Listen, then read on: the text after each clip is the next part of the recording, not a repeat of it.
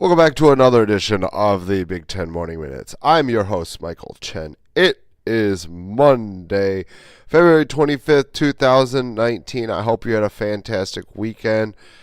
I did. It was nice, relaxing. Got to do a bunch of great stuff. But unfortunately, it's over and the week started. I'm going to bring you all the up-to-date news on the happenings within the Big Ten, off the court, and the field. And we will start off football-wise as Michigan State finally got their 2020 class going, the recruiting class with offensive lineman Dallas Fincher projecting out as a guard. He's a 6'4", 274-pound young man. Michigan State obviously a little bit slow on getting to the 2020 class. Unfortunately, I'm not quite sure exactly why. The Spartans took forever to get their 2020 class going, but they finally did. They're a little bit, I wouldn't say behind the ball necessarily. The top schools, currently the top five, all have either 5 or 6 commits, which would be Ohio State, Michigan, Wisconsin, Penn State, and Iowa. Northwestern's right behind them with 4 commits, and then you got a couple teams there with just one team, Minnesota, and then single commitments from Nebraska, Michigan State, and Purdue. So, nice to see Michigan State getting into the fray of things. They're going to have a bigger class this year, so it's good to see them get off to a start here for Mark Dantonio, and we'll obviously track what they're going to do going forward. And then the majority of news for the rest of on the football side going to be mostly NFL news here. Rumors came out that Ohio State quarterback Dwayne Haskins will end up throwing at the NFL Combine. Most likely he's going to be the top overall QB. Get to that in a moment. But I still like it that he still wants to prove to teams that what his skill set is and what he can do. Get a chance to get in front of everybody, to talk to them, to get the one-on-ones, to see how he gets coached up. I can't see this as a bad thing. The only reason why it would be bad is if Haskins would potentially be injured, but I still think that regardless of the fact, I can't see him sliding out of the first round anyway, so Haskins will do that. And then let's get to a couple of updated mock drafts. I wouldn't necessarily say Mel Kiper's is a mock draft because he just releases his top players, but CBS released a mock draft this past weekend. They've pretty much across the board, you're seeing Nick Bosa going number 1 to the Arizona Cardinals. You have Haskins going 6 to the New York Giants, which I think that's a pretty solid indication of where he'll end up. I do think he'll end up there.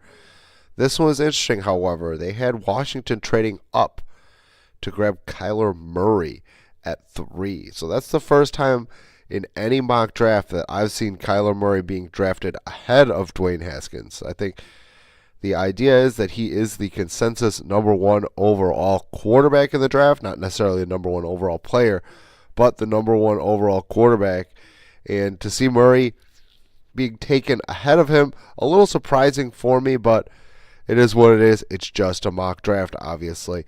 Then you got 15, T.J. Hawkinson going to the New York Jets. Rashawn Gary going to Baltimore a couple spots later, 24.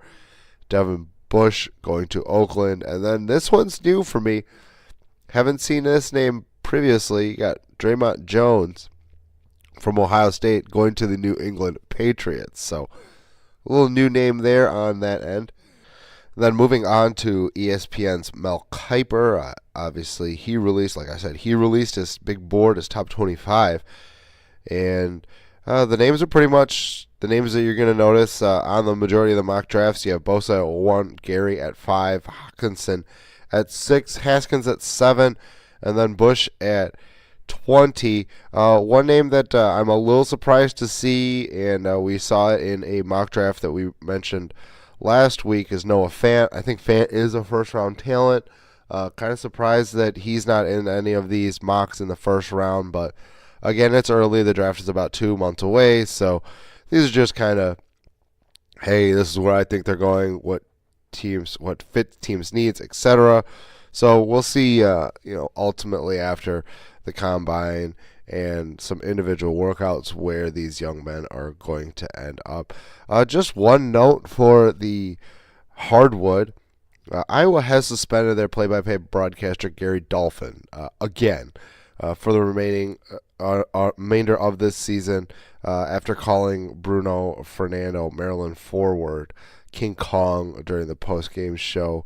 Again, any reference to an African-American player to a monkey is just very, very poor judgment. I understand what he was going after, as Fernando is an absolute fantastic player, and he does play obviously bigger than everyone else on the court, but there's other ways to put that to express how he feels about that. It's just in very, very poor judgment, especially for Dolphin, who has already been suspended once for making erroneous claims as well.